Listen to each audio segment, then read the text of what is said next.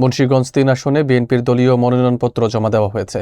গজারিয়া উপজেলা নির্বাহী কর্মকর্তার কার্যালয়ে নির্ধারিত সময়ে মনোনয়নপত্র হস্তান্তর করা হয়। এ সময় বিএনপি ও অঙ্গ সংগঠনের বিপুল সংখ্যক নেতাকর্মী উপস্থিত ছিলেন।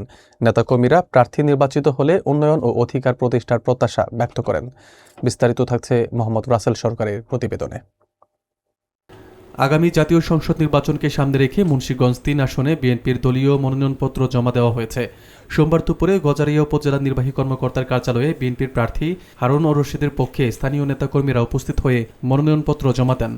উপজেলার রিটার্নিং অফিসার মাহমুদুল হাসানের কাছে নির্ধারিত সময়ের মধ্যেই আনুষ্ঠানিকভাবে এই মনোনয়নপত্র হস্তান্তর করা হয়। মনোনয়ন জমা দেওয়ার সময় জেলা ও উপজেলা পর্যায়ের বিএনপি নেতারা উপস্থিত থেকে প্রার্থীকে সমর্থন জানান। উপস্থিত নেতাদের মধ্যে ছিলেন জেলা কৃষক দলের সদস্য সচিব সিরাজুল ইসলাম পিন্টু, জেলা বিএনপির আহ্বায়ক কমিটির সদস্য AK-M গিয়াসউদ্দিন, জেলা বিএনপির সদস্য মাসুদ ফারুক, সাবেক কমিশনার মোতাহার হোসেন জাহাঙ্গীর এবং ভবেরচর ইউনিয়ন বিএনপির সদস্য সচিব নুরুল আমিন সরকার সহ দল ও অঙ্গ সংগঠনের নেতাকর্মীরা মনে করছেন দলীয় প্রার্থী নির্বাচিত হলে মুন্সিগঞ্জ ৩ আসনের সার্বিক উন্নয়ন ত্বরান্বিত হবে এবং সাধারণ মানুষের অধিকার আদায়ে কার্যকর ভূমিকা রাখা সম্ভব হবে। মনোনয়নপত্র জমা দেওয়ার এই কর্মসূচিকে ঘিরে বিএনপি নেতাকর্মীদের মধ্যে উৎসাহ উদ্দীপনা লক্ষ্য করা যায়। নির্বাচন কমিশনের নির্ধারিত বিধি অনুযায়ী পরবর্তী কার্যক্রম সম্পন্ন করা হবে বলে সংশ্লিষ্টরা জানিয়েছেন।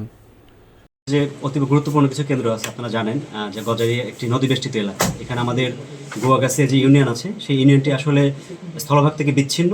তো সেই কেন্দ্রগুলো যেহেতু একটু সদর থেকে দূরে, সেই কেন্দ্রগুলোকে আমরা অতি গুরুত্বপূর্ণ মনে করি এবং এর সাথে আমাদের হোসেনদী ইউনিয়নের বলাকি যে 3টা কেন্দ্র আছে, চর বলাকি, উজান বলাকি আর টান বলাকি, সেটাও আমরা গুরুত্বপূর্ণ মনে করি। এছাড়াও আমাদের ভবেরচরে জনবহুল এলাকায় ওয়াজির আলী স্কুল যেটি আছে, সেটিকে আমরা গুরুত্বপূর্ণ কেন্দ্র মনে করি। তো আমাদের এর জন্য আসলে বিশেষ পরিকল্পনাও আছে। আইনশৃঙ্খলা বাহিনী পর্যাপ্ত সংখ্যায় মোতায়েন হবে এবং ধাপে ধাপে এটি আমরা জনগণের সাথে আমরা যোগাযোগ স্থাপন করব। যেমন জনগণের মনে আমরা একটা আশ্বস্ততার একটা অবস্থান তৈরি করতে চাই যে এবারে ভোটটি ইতিহাসের সর্বকালের সর্বোচ্চ শান্তিপূর্ণ, সুষ্ঠু এবং অবাধ একটি নির্বাচন হবে। আজকে আমরা 2026 যে নির্বাচন হতে যাচ্ছে, সেই নির্বাচনের জন্য আজকে নমিনেশন সাবমিট করার শেষ দিন। আমরা বাংলাদেশ জাতীয়তাবাদী দলের পক্ষ থেকে আমাদের এই গজারিয়ার সন্তান জনাব কামরুজ্জামান রতনকে দলের পক্ষ থেকে ধানের শীষ মার্কা দেওয়া হয়েছে।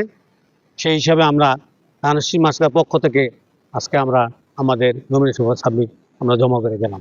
সুন্দর পরিবেশ বর্তমানে বিরাজ আছে এবং বিগত দিনও আমরা যে নির্বাচনী প্রচারণা চালিয়েছি অত সুন্দরভাবে চালিয়েছি, কোনো বাধা বিঘ্নতার সৃষ্টি হয় নাই।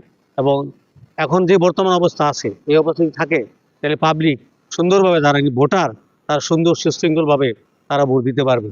এবং আমরা দলীয়ভাবে যে প্রচার কার্য পরিচালনা করছি, আমরা কোথাও কোনো বাধার সম্মুখীন হইনি। আমরা কোনো সংখ্যা মনে করি না, সুন্দরভাবে নির্বাচন হবে।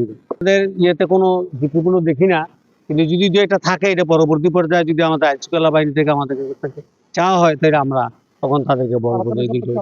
আর সবাই মাত্র তো টাকা জমা দিলাম, তাই না? তারা লঙ্ঘন করছেন, প্রশাসন আছে, তারা দেখবে। যদি লঙ্ঘন করে তাদের আইনগত ব্যবস্থা নিবে। আমরাও যদি লঙ্ঘন করি আইনগত ব্যবস্থা নিব। আজকে যেখানে আসার 5 জনের কথা, ঠিক আমরা 5 জনই ছিলাম। বাংলাদেশ জাতীয় দলের বৃহত্তর দল, আমাদের নেতাকর্মীকে এখানে উপস্থিত করি নাই। যেহেতু নির্বাচন আচরণবিধির প্রতি আমরা শ্রদ্ধাশীল, সেই হিসেবে আমরা ওই নিয়ম অনুসারে আমরা এখানে আসছি।